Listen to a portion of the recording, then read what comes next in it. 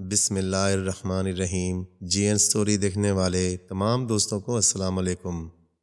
پیارے دوستو، پرانے زمانے کا ذکر ہے۔ ایک بادشاہ تھا، اس کے 3 بیٹے تھے۔ ایک دن بادشاہ نے ان سب کو بلا بھیجا اور ان سے دریافت کیا کہ انہیں اس سے کتنی محبت ہے۔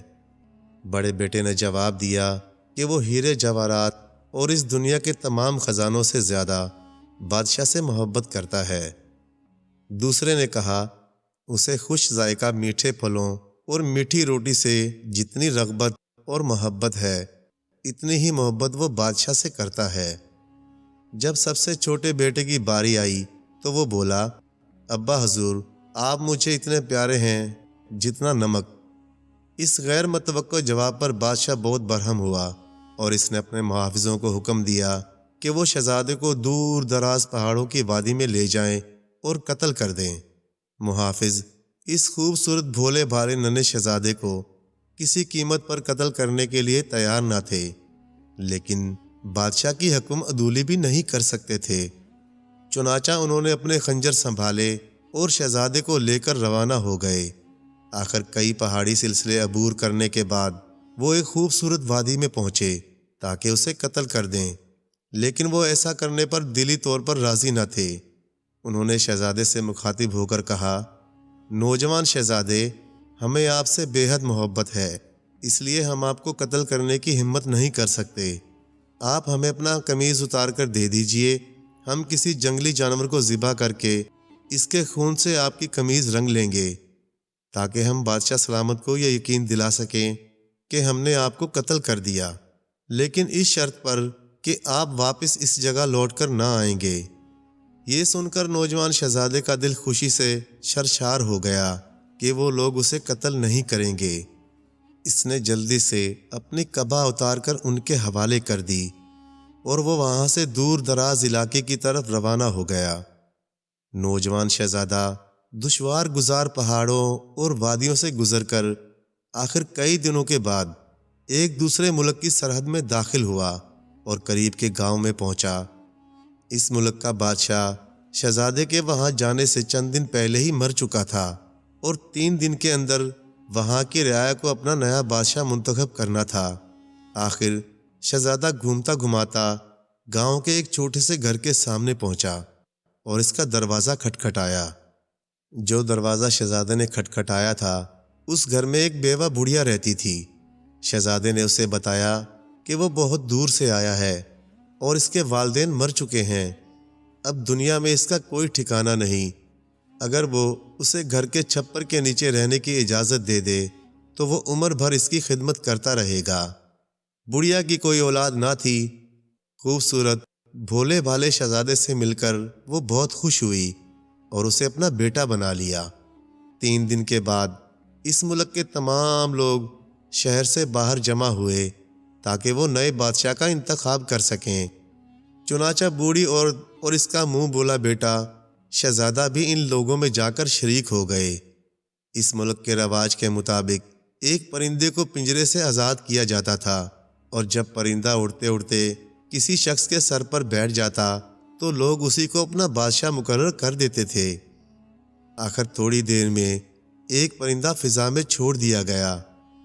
پرندہ پہلے چاروں طرف چکر لگاتا رہا اور پھر پھڑ پھڑاتا ہوا شہزادے کے سر پر بیٹھ گیا، لیکن لوگوں نے اس نوجوان کو اپنا بادشاہ تسلیم کرنے سے انکار کر دیا اور ایک آواز ہو کر بولے، یہ نوجوان نووارد ہے اور دور دراز علاقے سے آیا ہے، ہمیں اندیشہ ہے کہ وہ کچھ دنوں کے بعد واپس اپنے وطن چلا جائے گا، اس لیے ہمیں ایسے شخص کو بادشاہ منتخب نہیں کرنا چاہیے۔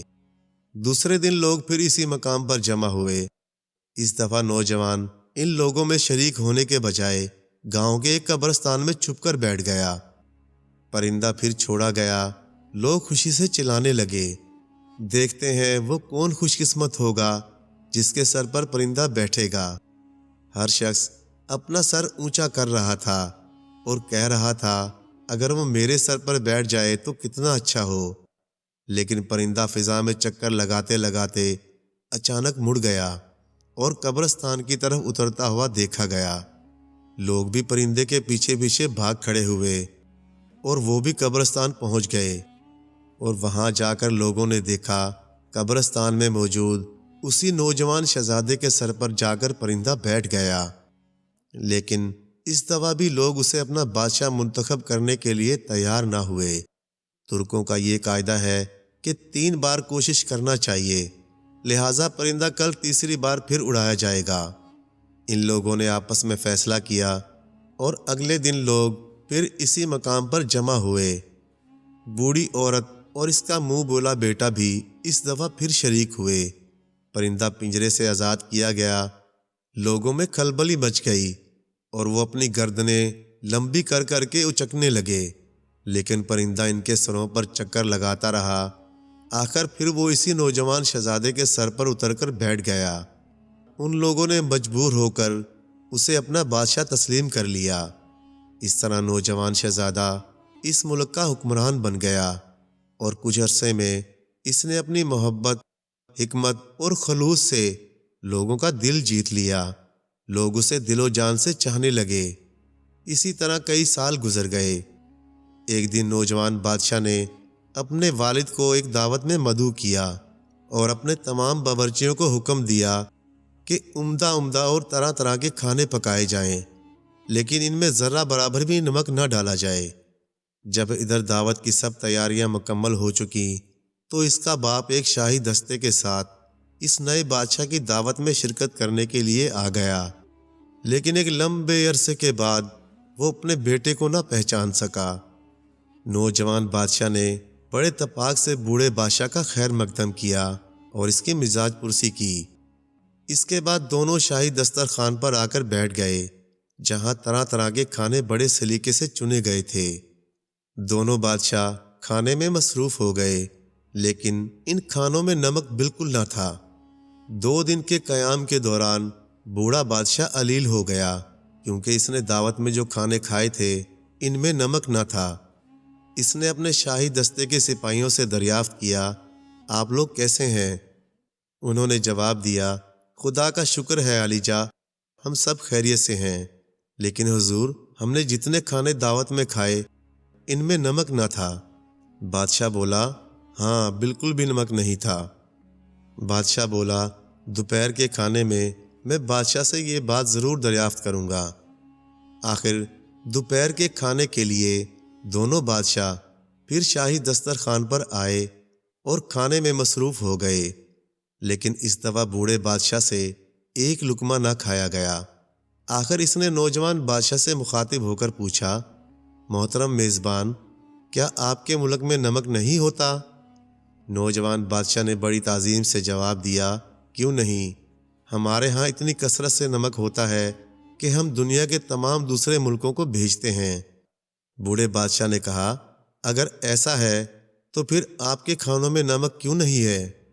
نوجوان بادشاہ نے برجستہ جواب دیا، میں نے حکم دیا تھا کہ آپ کے کھانے میں نمک قطعی نہ ڈالا جائے، کیونکہ مجھے معلوم ہوا تھا کہ آپ نمک سے پرہیز فرماتے ہیں اور کبھی استعمال نہیں کرتے۔ لیکن یہ آپ کو کیسے معلوم ہوا پیارے بادشاہ؟ ہم بغیر نمک کے کیسے زندہ رہ سکتے ہیں؟ ہم آپ کو یقین دلاتے ہیں کہ ہمیں نمک بے حد پسند ہے۔ یہ سن کر شہزادے نے دل میں کہا، اب وقت ہے کہ میں یہ ظاہر کر دوں کہ میں کون ہوں۔ شہزادے نے سنجیدہ لہجے میں کہا، عالی جا، جب آپ کے سب سے چھوٹے بیٹے نے آپ سے عرض کیا تھا کہ وہ آپ کو اتنا چاہتا ہے جتنا وہ نمک کو، تو آپ نے غصے میں آ کر اپنے محافظوں کو حکم دیا تھا کہ اسے قتل کر دیا جائے، یاد ہے نا آپ کو؟ یہ سننا تھا کہ بوڑھا بادشاہ ندامت سے اٹھ کھڑا ہوا اور فوراً پہچان لیا کہ شہزادہ اس کا سب سے چھوٹا بیٹا ہے، اور اس نے انتہائی محبت سے اپنے بیٹے کو اپنے سینے سے لگا لیا اور بولا، میرے دل کے ٹکڑے، مجھے معاف کر دو، میں نے بہت بڑی غلطی کی تھی۔ پیارے دوستو، کہانی اچھے لگے تو لائک کریں، چینل کو سبسکرائب کریں، اور مزید اسی طرح کی قصے کہانیاں دیکھنے کے لیے دیکھتے رہیں جی این اسٹوری ٹی وی۔ جزاک اللہ۔